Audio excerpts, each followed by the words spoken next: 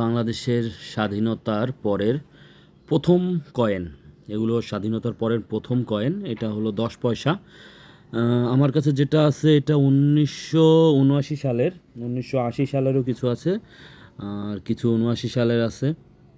এগুলো নতুন কন্ডিশন, নতুন মানে কন্ডিশনগুলো অনেক ক্লিয়ার। এই কয়েনটা অনেক পুরনো। এটা হলো সবুজ বিপ্লব।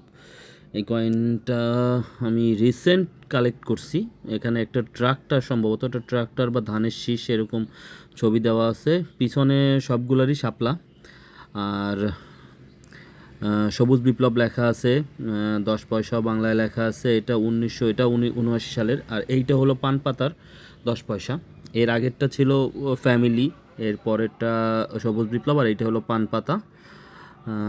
এটা ওই সেম, শুধুমাত্র ওই ট্রাক্টরের জায়গায় একটা পান পাতা, এবং পিছনে সবগুলারই শাপলা দেওয়া আছে। এই কন্ডিশনটা অনেক পুরনো হয়ে গেছে, কারণ এগুলা বোঝেন তো, স্বাধীনতার পরের একদম প্রথম আমাদের যে পয়সা, এই হলো 5 পয়সা। 5 পয়সাগুলো আছে 1994 সালের। হ্যাঁ, 1994 সালে। এগুলোর কন্ডিশনগুলো যথেষ্ট ভালো আছে আমার কাছে, এবং পুরনোও কিছু আছে। 5 পয়সার কয়েকটা ডিজাইনই আছে। এই তিনটা হলো একই ডিজাইন, এই তিনোটাই 1994 সালের।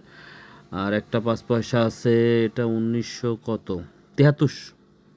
এইটা 1973 সালে। এইটা সব থেকে পুরনো বেশি। এটা 1973 সালের।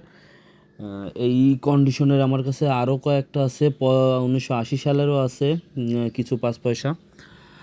এই কয়েনগুলো দিয়েই মূলত আমার এই যে কালেকশন, এইগুলো আর কি শুরু। আমি প্রথমত যখন আমি আব্বুর কাছ থেকে বা আম্মুর কাছ থেকে এই কয়েনগুলো পাইছিলাম, তারপর থেকে আমি আস্তে আস্তে কয়েন কালেক্ট করা শুরু করি। এইটা হলো 1 পয়সা। 1 পয়সাটা 1974 সালের।